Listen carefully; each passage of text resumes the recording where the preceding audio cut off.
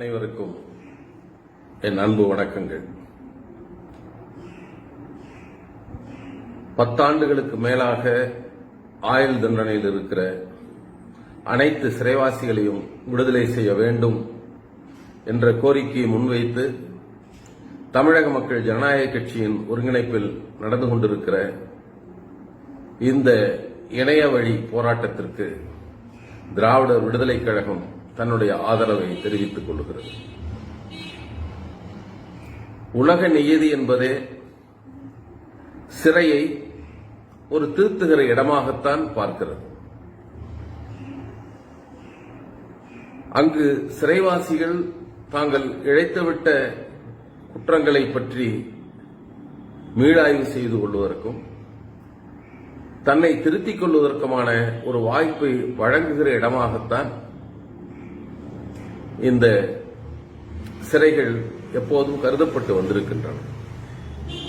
இன்னொரு வகையில் பொது நியதியாக உள்ளது என்பது வழக்கை விசாரிக்கிற போது வழக்கின் தன்மையை, குற்றத்தின் தன்மையை மட்டும் பார்க்க வேண்டும் என்பதும், வழக்குக்கான தண்டனையை கொடுக்கிற போது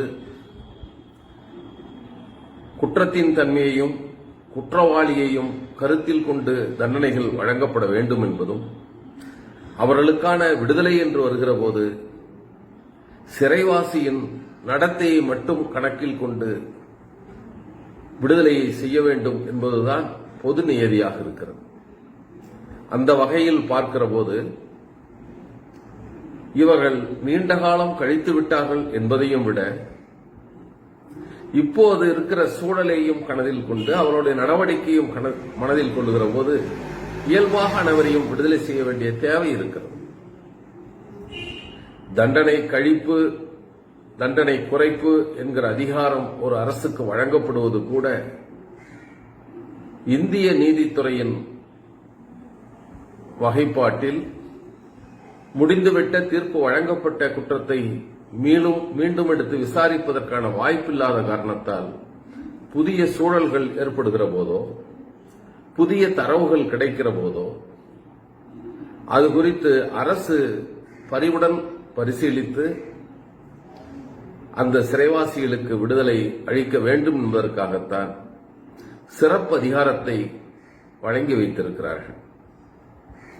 இப்போது தண்டனை கழிவில்லாத குற்றங்களில் சிலவாக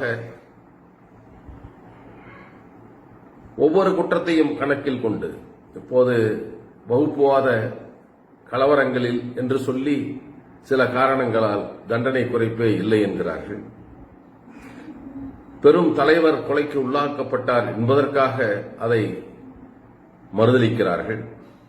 ஆனால் நம்முடைய வரலாற்றில் நாம் பார்த்திருக்கிறோம், இந்த நாட்டின் தேசத்தந்தையாக சொல்லப்பட்ட காந்தியார் வழக்கில் ஆயுள் தண்டனை வழங்கப்பட்டவர்கள் கூட 14 ஆண்டுகளில் விடுதலை செய்யப்பட்டிருக்கிறார்கள். ஒரு அரசுக்கு எதிரான ஆயுத போராட்டம், அரசு அலுவலகம் மீது வெடிகுண்டால் தாக்குதல், தகர்த்தல் எல்லாம் நிகழ்ந்த பின்னால் கூட கோவாவில் கைது செய்யப்பட்டு போர்ச்சுகலில் சிறையில் வைக்கப்பட்டிருப்பவர் கூட 16 ஆண்டில் விடுதலை செய்யப்பட்டு விட்டார். ஆனால் ஏதோ ஒரு வகையில் குற்றத்திற்கு துணையாக இருந்தார்கள் என்பதை மட்டும் சொல்லி நேரடி குற்றத்தில் ஈடுபடாதவர்களை, அந்த குற்றச்செயலில் பங்கேற்காதவர்களை, பங்கேற்றிருந்தாலும் இவ்வளவு காலம் சிறையில் கழித்து விட்டவர்களை அரசு உடனடியாக விடுதலை செய்ய வேண்டும் என்ற மனிதாபிமான கோரிக்கையை முன்வைக்க விரும்புகிறோம். இப்போது கூடுதலாக வழங்குகிற தண்டனை என்பது சிறையாளிகளுக்கான தண்டனை மட்டுமில்லாமல் சிறையாளின் குடும்பத்திற்கான தண்டனையாகவும் இதை கருத வேண்டிய சூழலில் நாம் இருக்கிறோம். குடும்பத் தலைவரை, தந்தையை, மகனை, கணவரை, ஒரு சம்பாதிக்கும் நபரை இழந்த வாழ்க்கையை வாழ்வதும், பாதுகாப்பற்ற வாழ்க்கையை வாழ்வதும், வருமானமற்ற வாழ்க்கை கூட பலருக்கு நிகழ்வதுமாக இருக்க இந்த சூழலில் இவற்றையெல்லாம் கருத்தில் கொண்டு இதை கனிவுடன் அரசு பரிசீலிக்க வேண்டும்.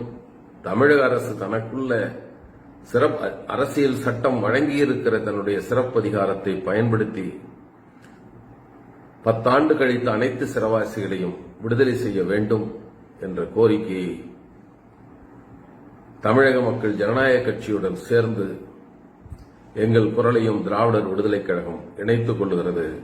தமிழக அரசே, கனிவுடன் பரிசீலியுங்கள். உடனடியாக விரைந்து அவர்களை விடுதலை செய்யுங்கள் என்று மீண்டும் வேண்டிக் கொண்டுள்ளேன். வணக்கம்.